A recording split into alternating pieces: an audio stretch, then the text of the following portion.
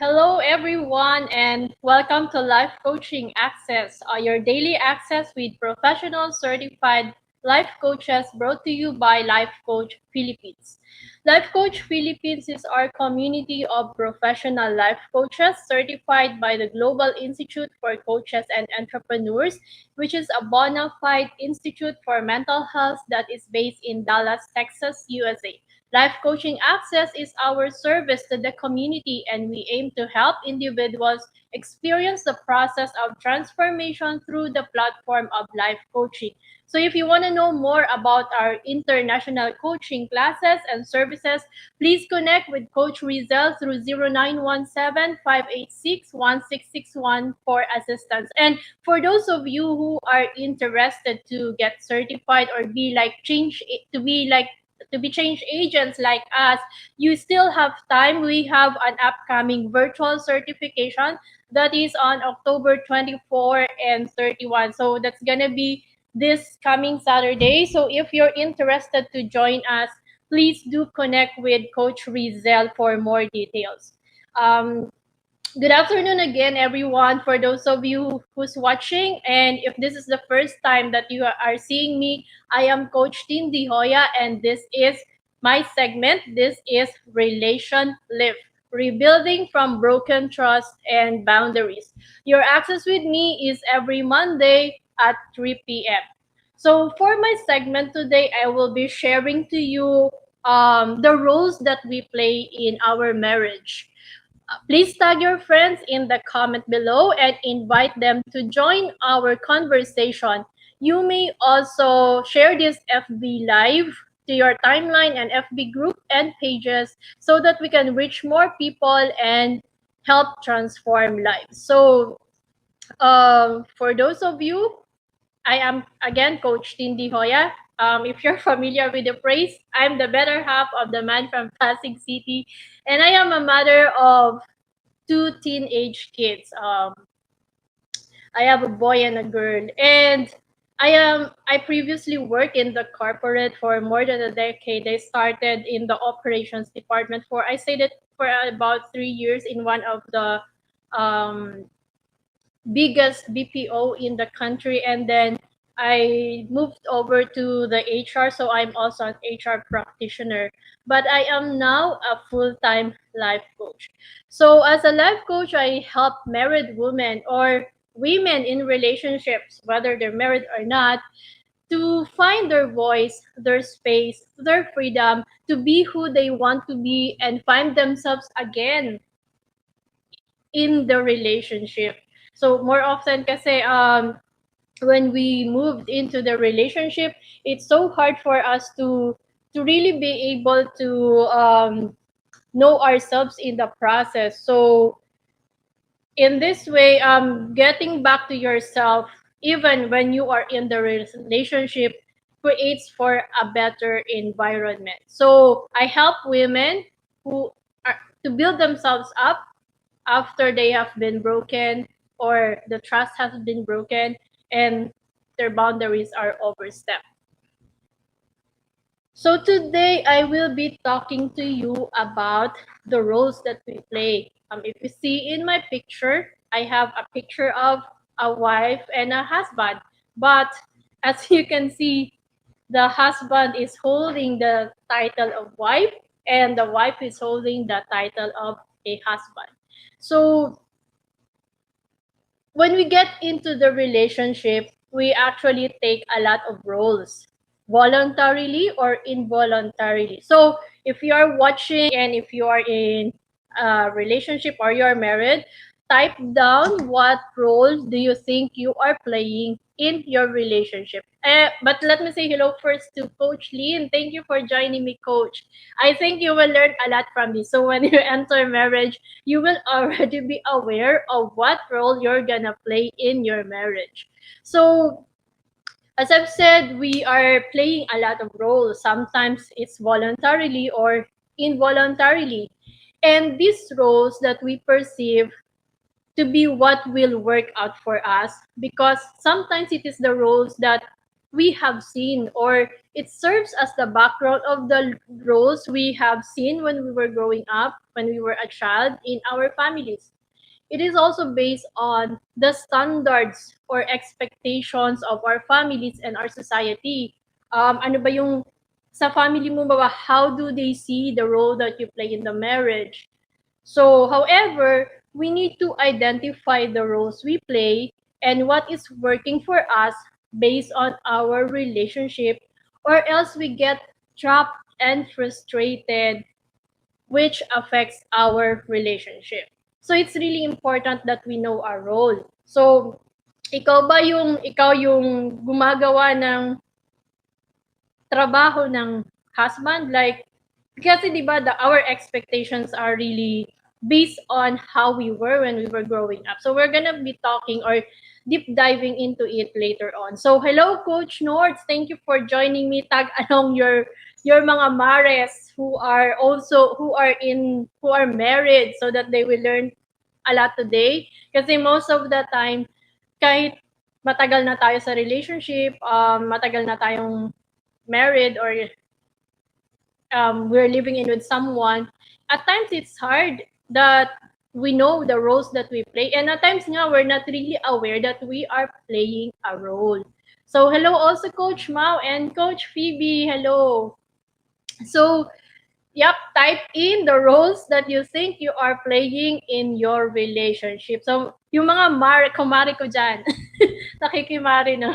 So, yung mga kumari ko dyan, if you're watching me right now, share your thoughts. Do you know the role that you are playing in your relationship? So, it's really important that we know the roles that we're playing effectively in our relationship. Hello, Coach Ed. Sige, papanoorin mo si Coach Rachel. Si Rachel, but I think you will also get a lot from this talk today. So, sabi nga, wait lang, parang yun. So, it's important to talk about marital roles. So, when we are in the relationship, at times talaga, we really do not know. Basta alam lang natin, ako yung, like for me, ako yung wife. Si Sean is the husband. And more often, predetermined yung nakikita nating roles. Like, for me, a wife should be someone who prepares or takes care of the house, while the husband should be the one looking out for work, or he's the one bringing home the bacon. So, alam mo yun lang yung alam nating roles. So, sometimes, we are ano ba, minsan judgmental, no? When we see husbands who stays at home, and minsan siya yung nakikita mong naglalaba, at I had that experience kasi when yung brother ko kasi ay naunang magpakasal or mag-asawa kaysa sa akin. So, I cannot accept the fact that I see him washing clothes, nagluluto, tapos yung wife, nag-work din siya. Parang sabi ko, bakit ganun? Your wife is working and you are also working. Pero bakit kailangan ikaw naglalaba? So, hindi siya matanggap ng utak ko dati kung bakit ganun. So, marital roles. In marital roles, these are the behavioral expectations of husbands and wives in a particular society at a given time. So, kung ano yung perception natin based on how we were growing up, or how we were raised, or how we see everyone in the environment na married, even sa experiences ng mga friends natin, dun naka-base yung perception natin or the expectations na pag ako nag-asawa, ganun din ito dapat yung makikita ko. Dapat sa bahay lang ako, yung asawa ko lang nag-work. May ganun eh. So roles are cultural creations rather than biological imperatives. When you say imperatives, it's about it's being absolutely necessary or required. So roles actually provides the facilitation of the smooth running of society. In this case, the family created through marriage. Sometimes the roles that we have is actually a good thing because when we know our roles, we are able to facilitate the smooth running of the relationship. However, what if baliktad yung mga roles or there are some roles that is not okay with us kasi nga hindi yun yung kinagisnan natin. So how would you feel or how would you react? Or ano ba, nagiging issue nyo ba silang mag-asawa? Lagi nyo ba siyang pinag-aawayan? Kasi a part of you cannot accept that hindi yun yung role na nakita mo or hindi yun yung gusto mo. So, hello Master Coach Jasmine, thank you. Thank you for joining me today. And anong sabi ni Coach Norge? Oo nga, tama. Prepared ka na pagdating ng panahon, Coach Lynn. I think para sa iyo to. And yun nga, yung si Coach Norge sabi niya, my role alone is just taga breastfed. Both of us shared sa paglalaba, pagluluto, paglilinis. Yeah. So, sa kanila, defined yun eh. But, paano pag hindi accepted ng tao sa paligid mo, like the in-laws, pag nakikita, especially, di ba, pag lalaki, tapos nakikita nila yung anak nila, ba't naglalaba yung anak ko? O, di ba, nagiging issue siya. So, at times, nagiging, kaya nauso yung mga Andres Disaya, mga tigasin, tigasaing, tigaluto, tigahugas, tigalaba. So, may ganon. So, minsan hirap tayong tanggapin yun. Or society is not very accepting of those they of those scenario. They always insinuate that there is something wrong about it. So that's one. So knowing the marital roles or your expectations in the relationship would really help you a lot. So as you can see, di ba, commonly si tatay ay taga-protect if you can see in the picture, and then the mom is the caretaker of the baby. So, what is the role you play in your relationship? Remember, when we come into the relationship, we have these certain expectations. So, what we expect and how much our relationship meets these expectations drastically impacts our experiences in the relationship. It actually includes our belief, systems, and patterns that we have carried around in the relationship. If you think about it, decades ago, the role of a man and a woman were pre-selected and never discussed. Automatic, pag nagpakasal, si babae may iwan sa bahay, si lalaki ang magtatrabaho.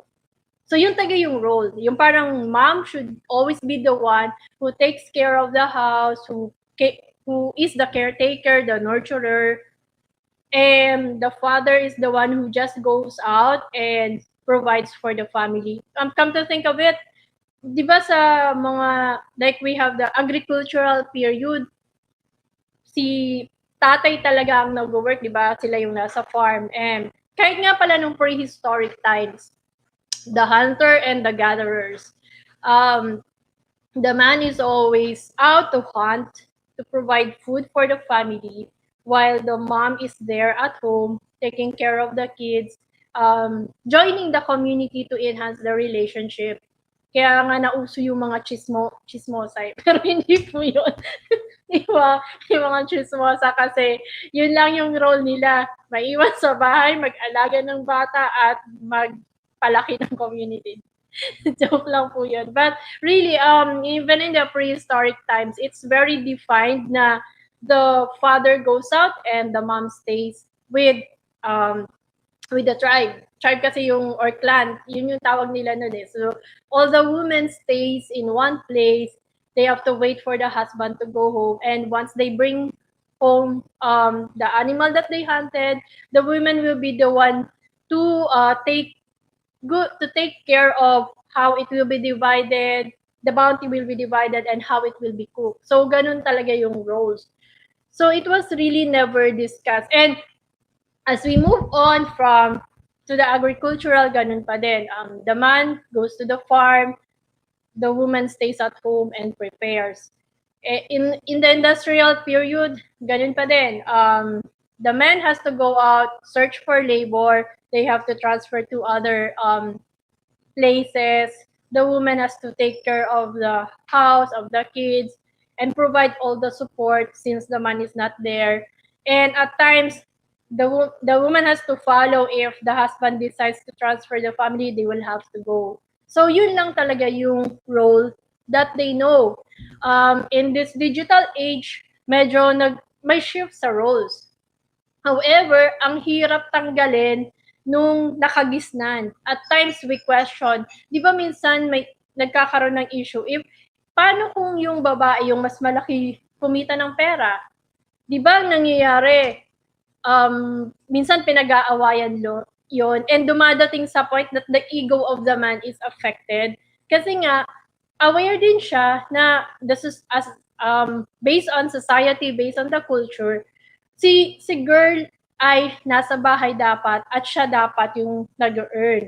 But at times, well, some situations does not call for it. Na minsan mas maganda yung career ng babae kaysa sa husband. So at times it's so hard to accept. Kaya minsan nagkakaroon ng disconnect or they at times argue about it. Kasi may part ng brain natin na nare-recognize na may mali. Which is technically, pag inisip mo, wala naman because it has to depend on the two of you. There are certain roles na we really have to observe based on how it is with our relationship, not because of the standards of society or of our culture. So, parang ganun siya. Sabi ni Coach Nords, in our childhood, farmer's life, both our parents go to the farm, they wake up early to cook for our food and will stay at home taking care of our young siblings and they both go to the farm. So, yes, depende nga, but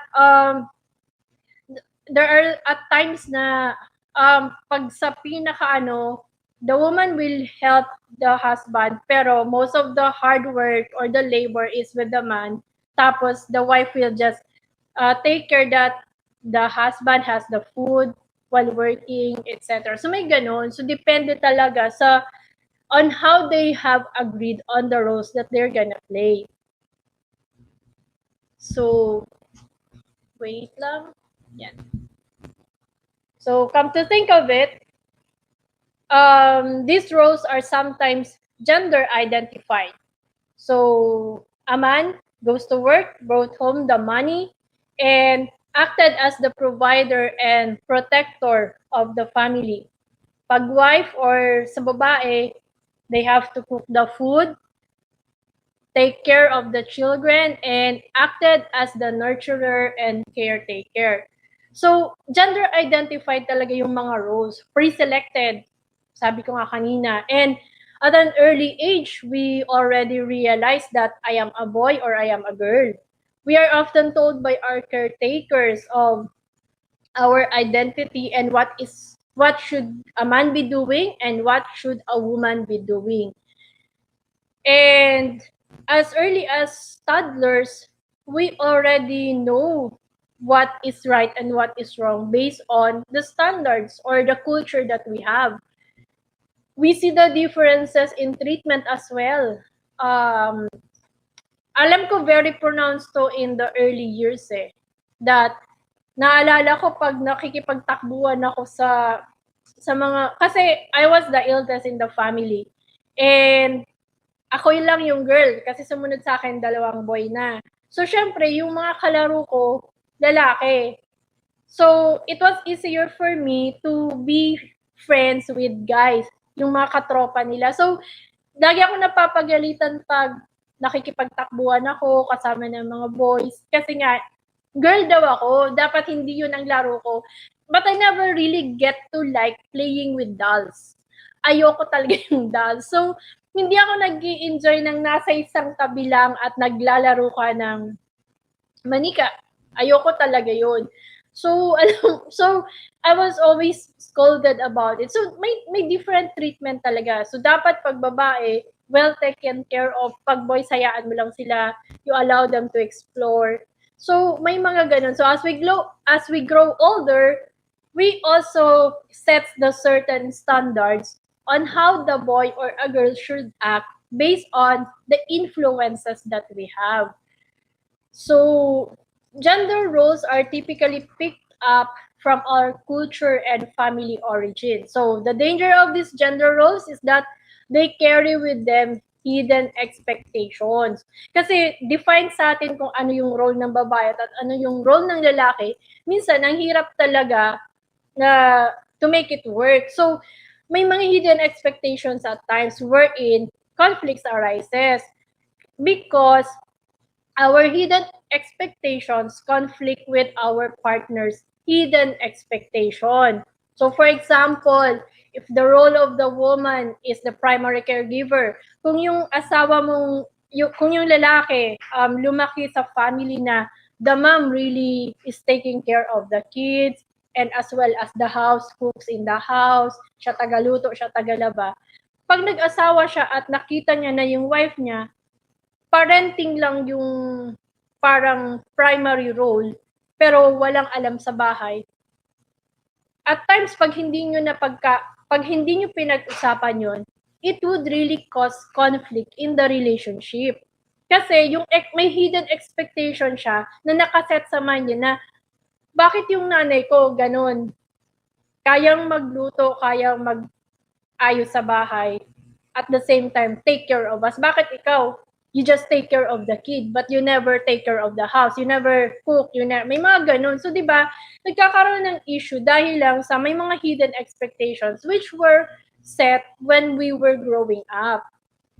So, when our focus is only set on a certain thing, magkakaroon talaga ng issue between the husband and wife unless they are really able to talk about it.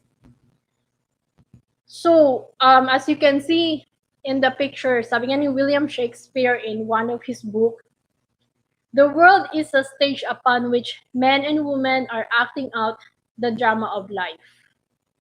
And you can say this as well in marriages. Kasi there are a lot of cultural and social expectations about appropriate behavior for males and females. As you can see, hardwired na paglalaki, yung, alam mo yung kailangan siya yung marunong humawak ng martilyo, ng pliers, ng screw, ng ano pa ba yung iba, yung drill. Tapos pag babae, parang judgmental na itong picture na to. Kasi pag nakita mo siya, automatic, yung babae, lahat lang pampaganda. So, yun lang ba alam namin. Hindi po nagalit, no, na-trigger. Pero, really, it's more, kasi ito yung roles that were given to us. And since, di ba, si Shakespeare grew up in the Renaissance time, yung mga babae talaga doon ay pampered. So, they really know more about beautifying themselves instead of really doing something in the house. And the men in that time are more on manual labor. So, ganun siya na-define ng society. So, even if you say that we are already in the modern times, parang may mga latak pa din tayo ng past, ng histories natin in our genes, how we were wired up when we were raised by the family. Kasi it passed on from generation to generation eh. Even if you're already exposed at times, may certain rule ka kasi even when we were in school, there was a certain there was a certain aspect of life na tinuturo yung part na men should be this, women should be this. So may certain standards. So hindi dapat pwedeng mag-act ang babae na parang lalaki. So they cannot do work that is for men alone. Kaya di ba nauso yung mga feminism, equality between men and women? Kasi may times pag very pronounced sa men ang pagiging lalaki ako. So dapat ako masusunod, dapat ikaw yung laging tama kasi ikaw yung lalaki. It will really bring conflict in the family. So, there are certain or common roles in a relationship that we usually play. Pero at times, it's not we're not really aware of it. So, for example, we go to the adult role. Sa adult role daw, we are already reasonable, rational, willing to listen, willing to compromise, assertive, win-win situation for both. Measured behavior, reacts without being impulsive, mature behavior. This is actually the very ideal role that you can play in the relationship. But at times, we become the child. Guilty ba ako dito? Wait lang, nag-iisip ako eh. Sulking, the silent treatment. Alam ko kasi may mga moments ako may silent treatment ako pag galit ako eh. So, tit for tat treatment, shouting. Ay, yung tit for tat is, kung anong tanong mo, yun ang sagot ko. So, shouting, being aggressive, having tantrums, being unreasonable, not listening, storming out, impulsive behavior, being deceptive, lying, etc. So childlike behavior isn't reasonable or rational. It's impulsive and ill thought through. At times, meron tayong ganito na sometimes you act as a child. Or minsan, parang wait lang, parang si Coach Sean ata to eh. Para akong may panganay. Lagot ako mamaya pagkatapos ng talk. Pero di ba, there are moments that we do this, that we are having the childlike role. Kasi feeling natin minsan cute at gusto mong amuhin ka eh. May ganong scenario. So, yun yung isang role. And the other one is the parent role. Being condescending, acting in a judgmental way, being bossy and overbearing, being over-controlling, acting superior, blaming. So, pag parent role naman, it's more of you act as a parent to your partner. Kaya di ba minsan sinasabi mo, teka, nanay ba kita? Alam ko, hindi ako nagpakasal sa nanay ko. So di ba, may mga ganong statements eh. Even in movies, we could hear that. Or there's always a comparison na hindi ako ang tatay mo, kaya wag mong expect na ganyan din ako. Or hindi ako ang nanay mo, so don't compare me to your mom. And so nagiging issue siya minsan. Madalas siyang nagiging away mag-asawa because the roles are never really defined. Kasi nga, we have these set scenarios in our mind na ganito kasi ako noon, ganito kasi yung family ko noon. Remember, you are two different individuals. So, si husband din, may scenario na ganito kami sa family ko, bakit ba ganyan yung gusto mo? So, it's really very hard if the two of you would really insist on using the roles that the families you grew up with.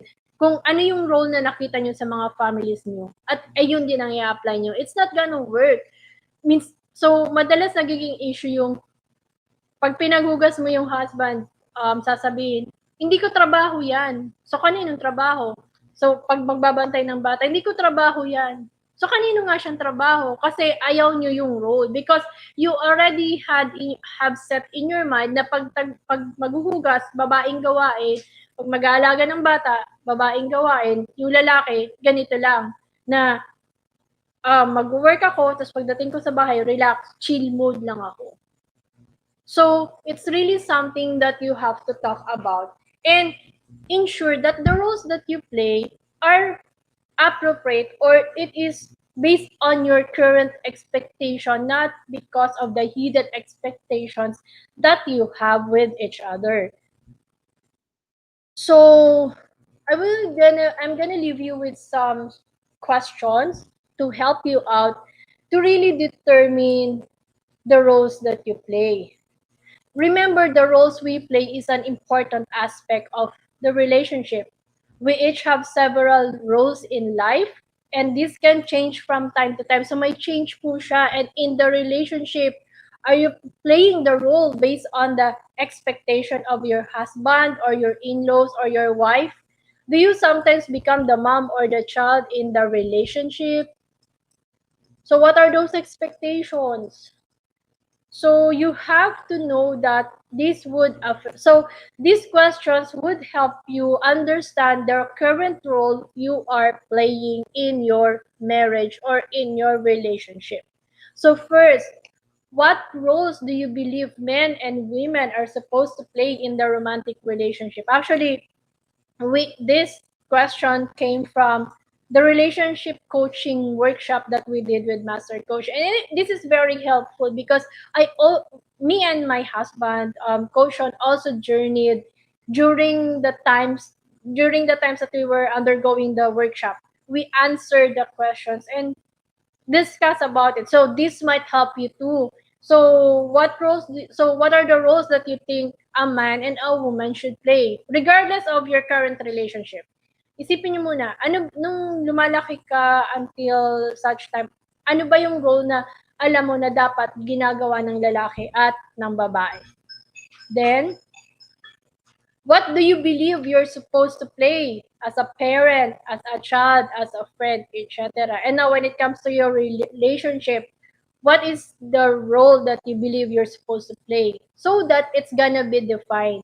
So isipin mo, ano ba talaga yung role ko sa relationship namin? Should I just be a nurturer? Okay, so list down everything that you think the role that you can play in your relationship. Then, are there any roles you are playing that don't fit right to you? Ito na po yung magdi-deep dive na tayo dun sa relationship nyo. So, are there some instances na hindi mo gusto yung ginagawa mong role? Na feeling mo, bakit ko ginagawa to? Hindi dapat ako to. So, write it down. What are those roles? And what roles would you need to change or play to feel in alignment? So this time, once you have written down the role that you think is not working for you or is not good for you, it's time now for you to change change that role so that it is in alignment with the current role that you are playing. So wait lang there. So you can do a screenshot of the question so that later on you can answer this. You can also let your partner, your husband or your wife answer these questions, and then it would be good if there's some that you can really talk about it. So I'll be giving you some tips on making your roles work. Kasi nga it's really important that you are able to talk about these roles. So first, keep in mind the importance of doing what works for the two of you as a couple. It's really more of what works for you, not what works for your family before and your partner's family before. Kasi magkaiba po yung family kinagisnan nyo. And of course, you have to create your own. Since it's now your family that we're talking about, then the roles that you play must really fit the family that you are in now. It's not good comparing it to the families that you grew up with because it's really different. So it's important that you are aware of what works for you as a couple. Then understand that roles change and need frequent negotiations. So remember, roles can change depending on the situation or of the relationship that you're in. There are some instances that you have to reverse the role because, for example, paano sabihin na natin parehas kayo nag-work, but suddenly your husband lost his job. It's a pandemic now, so anything could happen. So, may reversal ng role. Pwedeng si wife na ngayon ang nagpo-provide. And come to think of it, paano kung si wife na nagpo-provide at paano kung hindi pa nakakapaghanap ng work si husband? So, magiging issue ba siya? Pag-aawayan niyo ba siya? Kasi dapat ikaw yung nagpo-provide sa family, hindi ako eh. Kasi ikaw yung lalaki. So, may ganong scenario. So, being able to really adapt or understand that roles can change anytime and you can negotiate about the change in roles would really help the two of you in the relationship. Sabi ning aking better half, syempre nakikinig siya, there's no one size fits all. You need to find the right fit to make it work. Yes, tama po talaga siya.